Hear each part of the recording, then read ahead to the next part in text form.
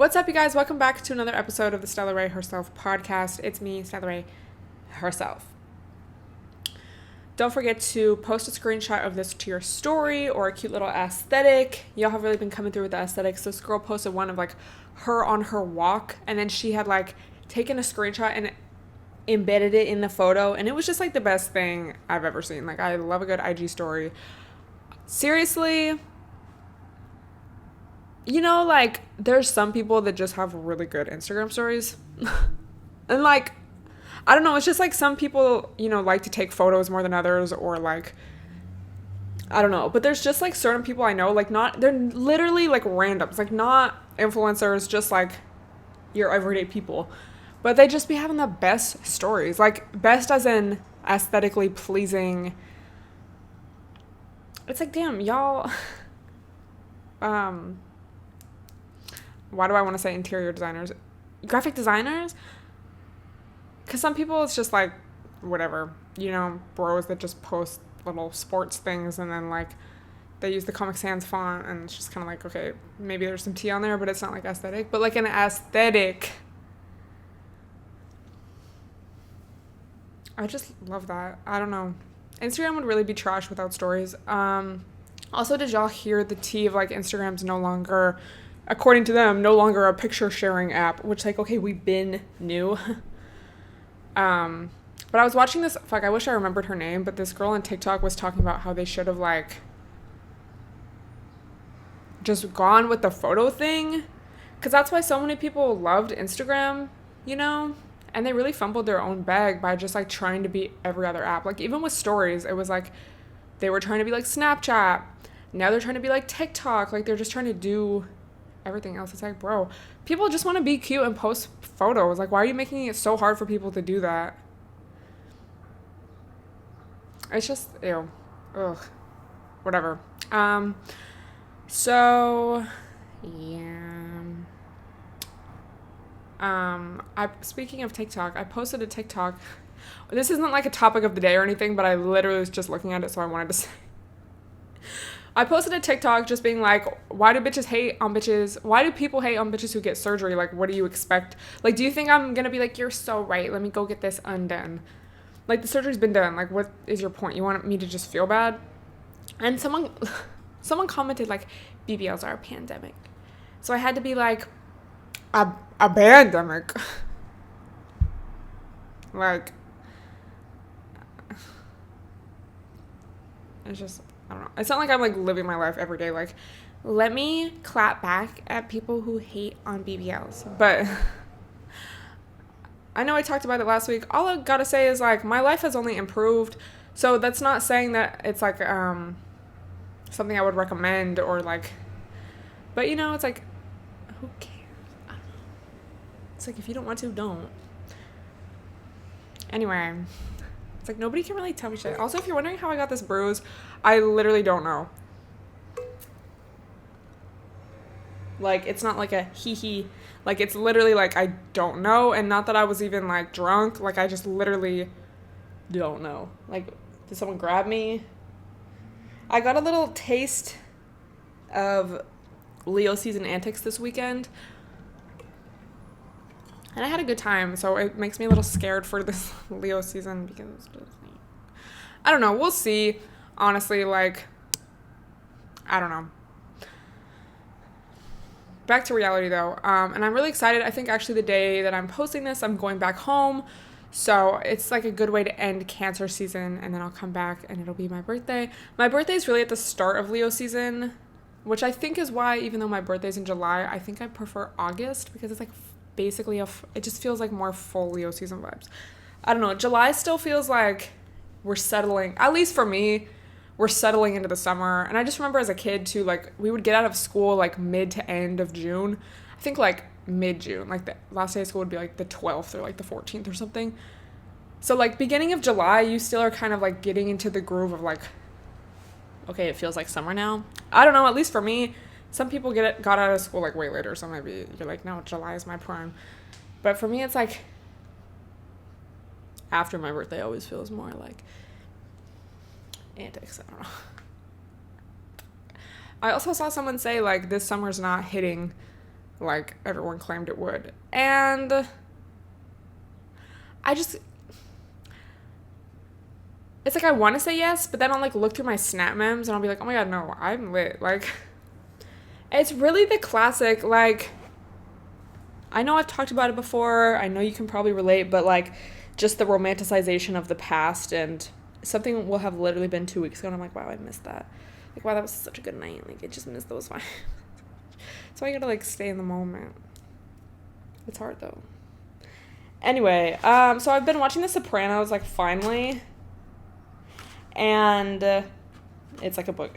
No, I was like, which is my next topic? But there was a quote, and I forget who the quote is by. I feel like I've heard this before though, but I literally wrote it down because I was like, this is literally like I've never related more. It's like a quote by someone. Let me actually look it up. It's like Madame de Stael. So now you know. One must choose in life between boredom and suffering. Bitch. Literally the most true thing I've ever heard. Because last week, that's why I'm so glad I went out this weekend. Because last week, especially, I just felt so like in the house, bored. But then it's like, you know, when you're bored and you like nothing sounds good. I think that's kind of like what boredom is, to be honest. Because it's like, if you're not bored, even if you're not doing anything, you could find something to do because you're like in the mood to do something. But when you're just like bored and like, ew, I just hate that. Because then I'm just like in a bad mood. So why would I want to do something if I'm in a bad mood? But then it's like, okay, nothing's bad. But I'm just like, it's like nothing in a bad way it feels. But then it's like, okay, then you go out and have tea and then you're stressed out and you just want to go home. So like, do you choose boredom or do you choose suffering? That's literally so true. So I just want to share that. And then I know there's like another quote. I forget what it was. I don't know if it's like a Buddhist quote or some, I don't know. But something about like, not specifically no news is good news, but like basically that kind of same vibe. Isn't it crazy that your brain can just like create so many problems for you? And it's like, bro, literally everything is fine. Like, God bless. Grateful. But then it's like, yeah, let me just like have anxiety about everything for no reason. Like, what the fuck? Let me know if you can relate. It's like when you're just like not doing anything and then like a TBT hits you up, you're like, oh my god, should I go hang out with them? And you're like, no, I need to be strong. I need to have high standards. But then you're like, oh my god, I'm so bored. That's like, yeah, bro, it's fucking hard. Like, but I will say, especially in situations like that, like, even though you may be bored, bitch, in that case, choose the boredom, because it's so much better to be bored and ultimately proud of yourself for staying strong and not, you know, lowering your standards or breaking your boundaries or hanging out with a disgust. It's so much better to feel proud of yourself for like, okay, no, I'm not going to do that. That's not for me. With that being said, that's kind of another topic I wanted to discuss today.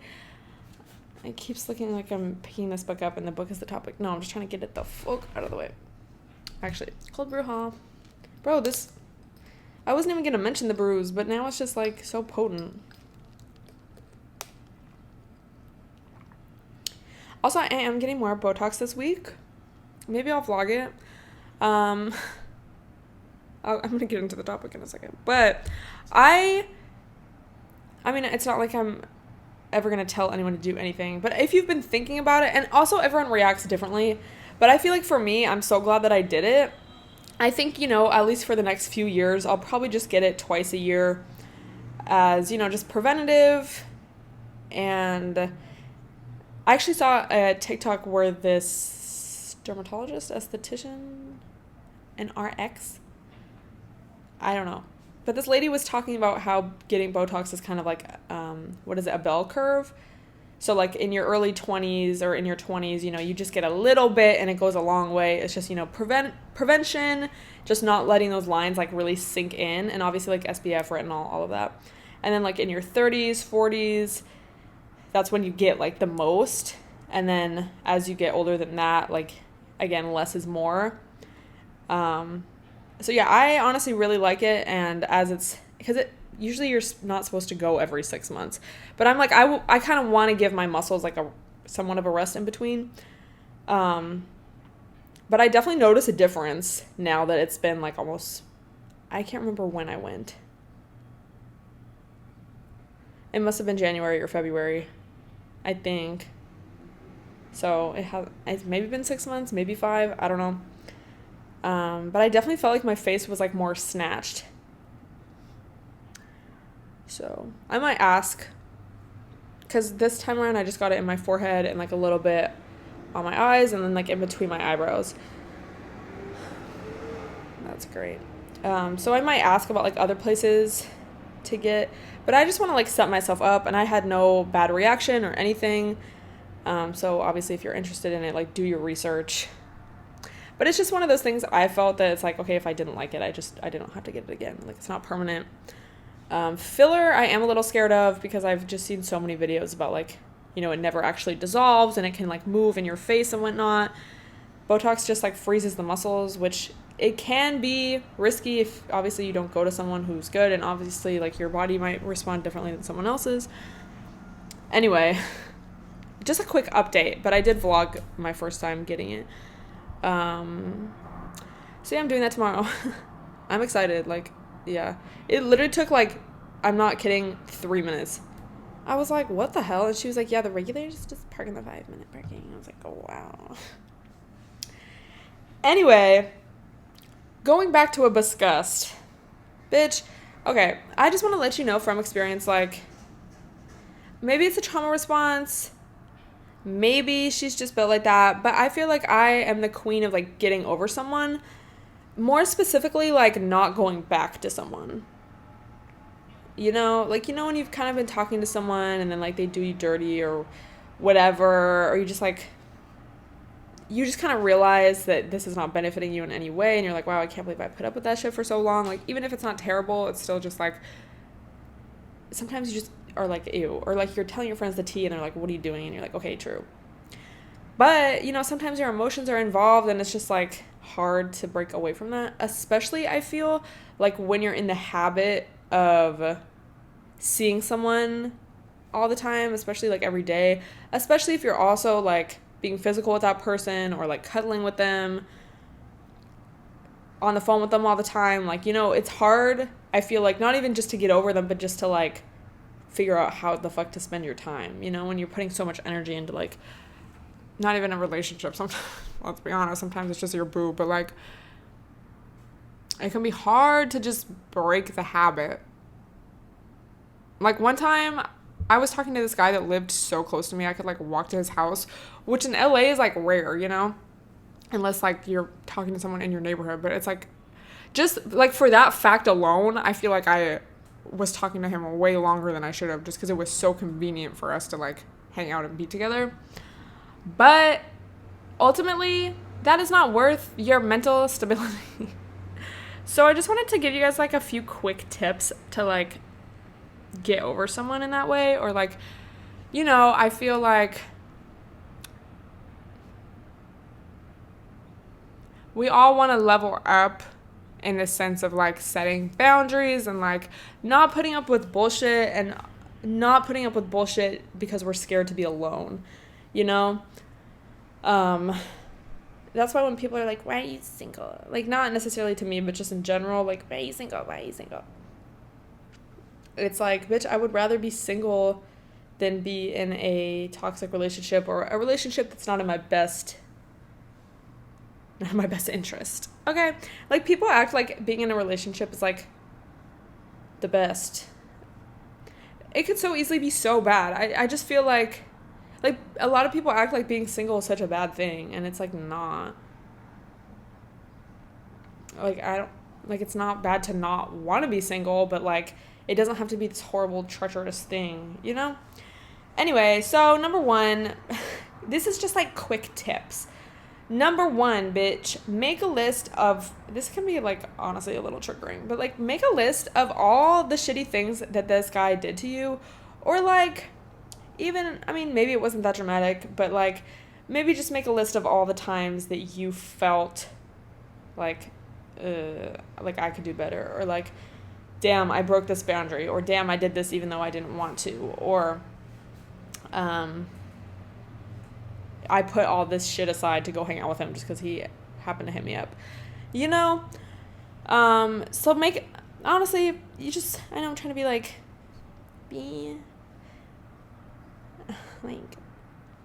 let's go do this stuff. But honestly, just make a list of all the fucked up shit that he did. Put it in your notes app, lock the notes app, and then you can just always look to that when if he ever hits you up or whatever. It really works. Because it's like, you know when someone texts you and you're like, oh my God. And then they're like, oh my God, I miss you. Or like, oh, I want to see you. And you're like, okay, I guess I was. Like, he didn't treat me that bad, whatever. Bitch, if you go to the notes app and you look, you're like, you'll get mad again, or you'll be reminded and you'll be like, no. Okay. Number 2 is like, don't check anybody's anything. I have not done this in so long that it shocks me when I see TikToks of like girls being like, when you check his following list and you see he followed a new girl, or when he, this one I feel like is for people like way younger than me, but like when you check his snap score and it went up, but you were not snapping it, like I didn't even know that was a hack. Don't do any of that shit. Like, bro, that is the biggest red flag. Like, if you were in a secure relationship, or like if this person was if this person was meeting your emotional needs, right? If your emotional needs were being met, you would not feel like you had to go out of your way to do that, you know? Take it from me, because bro, again, a fucking attachment style book really changed my life. But it's like, I have been in situations where I felt that like urgency or that insecurity, or like that, oh my God, like I need to make sure everything's okay. But then I've also been in circumstances where it's like they could not talk to me all night and I don't think a thing. And it's just like, okay, I'll talk to you in the morning, or like I'll talk to you tomorrow, whatever, you know? So it's just like, I think paying attention to how you feel is so important, because I mean, it's hard if you've never experienced like a secure relationship or secure attachment style or whatever, but just know and trust, like, take it from me, bro, it's possible to just not feel that way. Like, not feel that like urgency, or like, I just want to check up on them, like, what are they doing, like, who are they following, like, are they with anybody, let me watch his story, whatever. If you're feeling that way, it's a red flag. You need to leave him. What was that tip for that? Don't check their social media. Just don't. Mute them, honestly. Like, if you want to do that, don't. Just mute them, whatever. Okay, also, I heard a bro say recently, like, oh, if she, like a bro IRL, like not in a TikTok, like IRL, was like, he was like, oh, if she responds, that's like, I don't remember what specifically he said, but it was basically like, oh, if she responds to your text at all, that means that like you have an in. Like, that means she doesn't have a boyfriend. She doesn't have a man. Like, if she responds literally at all. So like, if a TBT hits you up, I feel like a lot of the times, especially when a guy is like disgusting, they just want to see if they still have access to you and if you would still be down. So you know, you'll stop hanging out or break up or whatever, but then like a few months later they'll hit you up and they'll be like, oh, like, they'll like bring up an inside joke, or be like, oh, how have you been, or like they'll react to your story. And that's just a perfect opportunity for you to either not even open it or leave them on scene. But don't even like reply, don't heart it, don't do anything, because like they just want to see. It's like, it's literally a test. So don't give them that, like, even if you literally were to respond and be like, I hate you, you fucking asshole, they would be like, she still cares. Like, I have an in. Even if they're not consciously thinking that, bitch. That's what they feel. Trust me. And like, I feel like a lot of times too, especially if things ended badly, I feel like a lot of people in general think that like time is an apology, and it's really not. So unless someone is really like heartfelt, like, I don't know, I just think I don't know. Like, people can grow and change, but sometimes it's like, okay, did you though? You know what I'm saying? For my next tip, I would say, if possible, like, go out and be cute, and not in the sense of like, oh, you need a rebound or whatever. But I think just like, first of all, being around people in general, like, gets you out of your current headspace, you know, and out of your mind. And like, if you're like so sad about this guy, like, I don't know, you could literally not even talk to any guys, but like, just being out and seeing that there's other people out there physically, and just like being in a new environment, at a bar, at a restaurant, wherever, it really just makes you think like, oh, okay, I'll be fine, you know. But yeah, you just honestly have to, like, the more you check up on someone, look at their IG, check who they're following, text them even though you know you shouldn't be, it's like, it's just gonna make it harder for you in the end to get over someone. And this is obvious, like, I don't know, take these tips as you want, but I'm talking more so like, you know, when you're just like talking to someone for a while, or like hooking up with someone, and then you're like, okay, I need to stop, this isn't for me, or like, I want more than this, or like whatever. Like, this isn't necessarily tips. I mean, I guess it could be, but it's not necessarily tips for like getting over a breakup of your relationship that was 5 years. Like, you know, I feel like there's a little bit of a difference, but I feel like in general, like, you need to create space and distance. And if you're constantly checking up on someone, or you're still talking to them when you're trying to get over them, like, that's just going to make it ultimately harder for you. So let me know if you relate, and let me know any of your tips and tricks for getting over either a FWB or a BF, or any kind of partner, whatever. Let me know down below. You feel me? Don't go back to a bisgust. Bitch, we gotta choose the boredom. We're not choosing suffering. We are choosing the boredom. Go have an antic with your friends, and I'll be fine. Oh my god, I can't wait for Leo season though. Like, seriously? God. I'm just like, what's gonna happen though?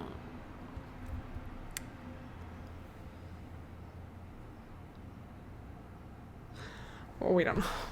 I really don't need this coffee, but I want it. Okay. ASMR coffee. Okay. So I've read more of my book, thank God. The Wisdom of No Escape. And there was this whole chapter about meditation and the specific meditation technique. And basically, like, feeling all of your bad feelings, which, you know, the point of this book is kind of like emphasizing that, like, opening yourself up to all of the human experience, including the quote unquote bad, you know, the anger, the sadness, the anxiety. Open ourselves up to life in all circumstances. And when we embrace all the dualities of life, we find, what did she say? We can begin to discover a true wellspring of courageous love that's been within our hearts all along. So this chapter was about, you know, what is it? I feel like I'm going to pronounce this wrong. Shamatha? Tonglen? Let me see. Tonglen practice. The practice of sending and taking. When you do Tonglen, you invite the pain in. That's what opens your eyes. Seeing pain, seeing pleasure, seeing everything with gentleness and accuracy without judging it, without pushing it away. Becoming more open to it. So,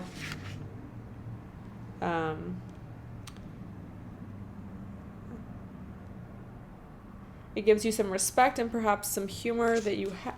Some respect for the insight and sense of humor that you have. Tonglen takes that further because you actually invite in not only all of your unresolved conflicts, confusion, and pain, but also those of other people.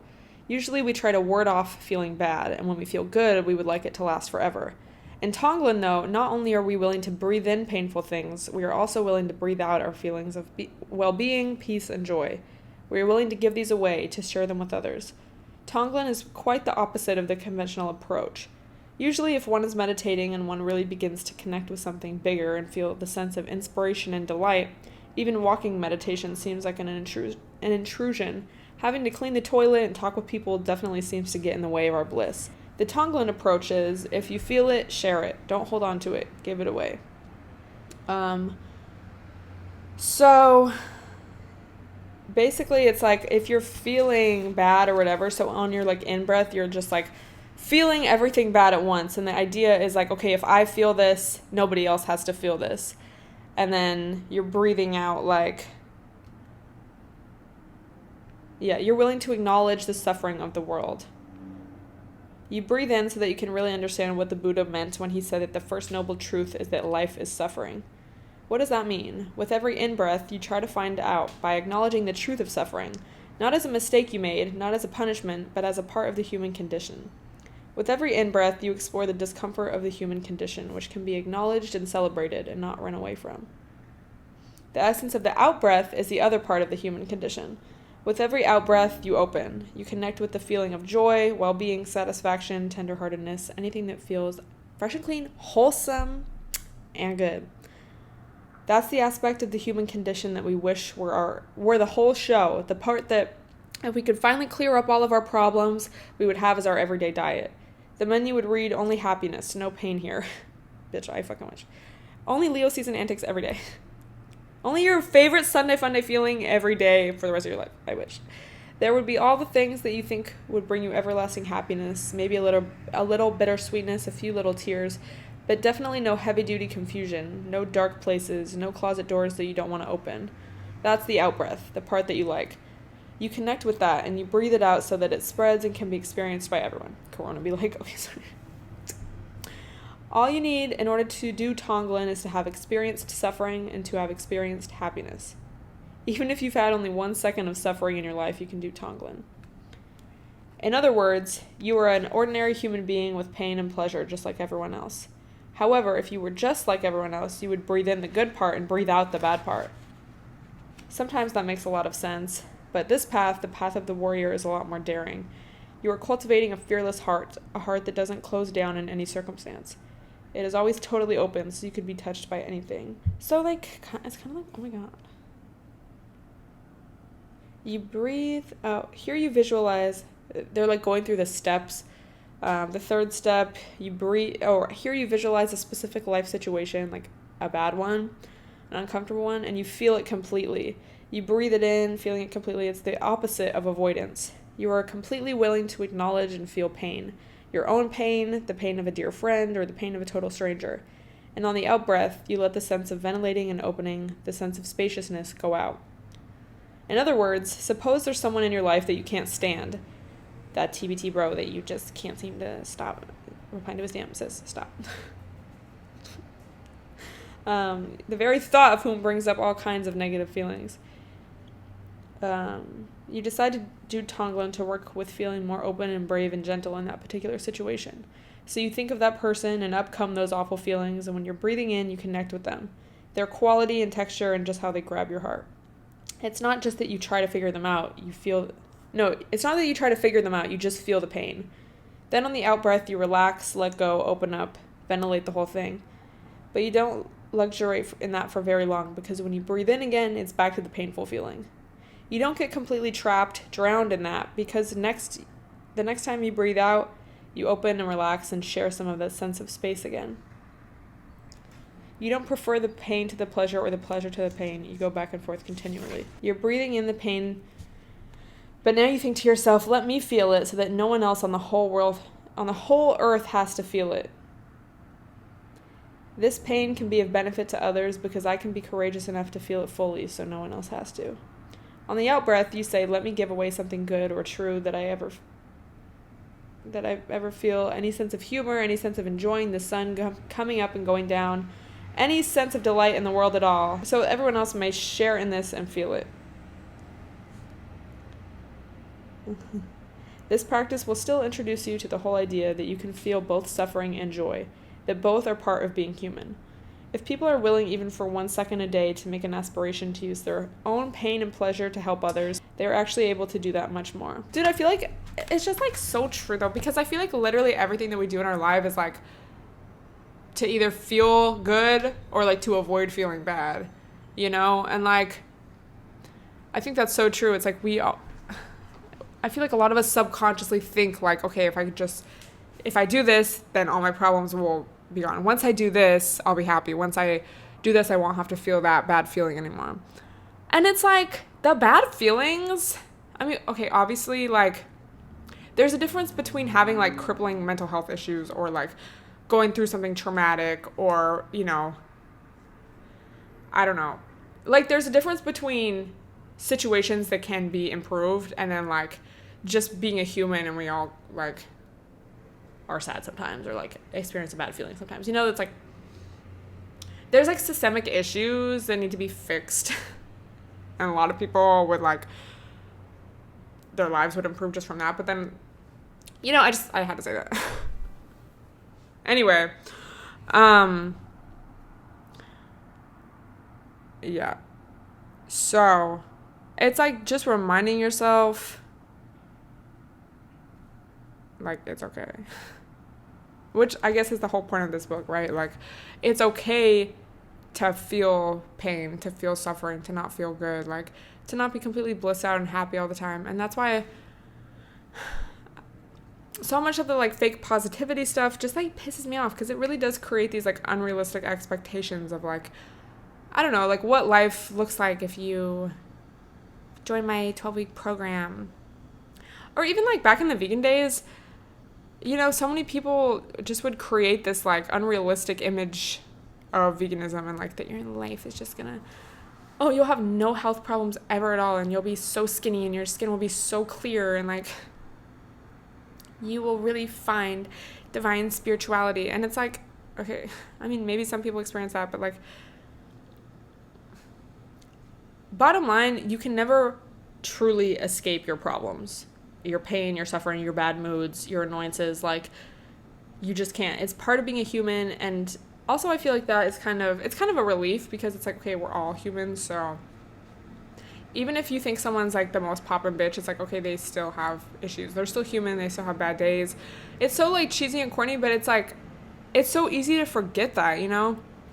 And then especially social media just adds this whole other layer of, like, you know, people either intentionally or unintentionally, like, making their life look a certain way, you know, look better than it is, or look perfect, or, like they have no problems, whatever.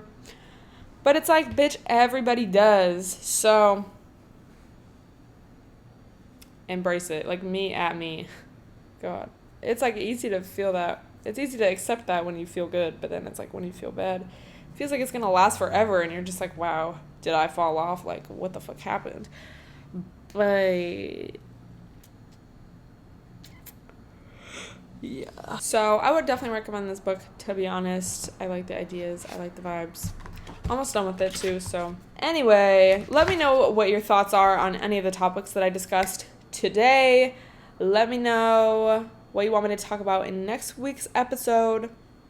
And I think I'm going to wrap things up here, y'all. I have no more thoughts in my brain. Except I just need to get my life together before I leave day after tomorrow. So we got to pack, we got to clean, we got to... it's going to be fun. Like, it's just a little quick wrap. I'm going to make a vlog titled Someone with a BBL Goes to Their Hometown.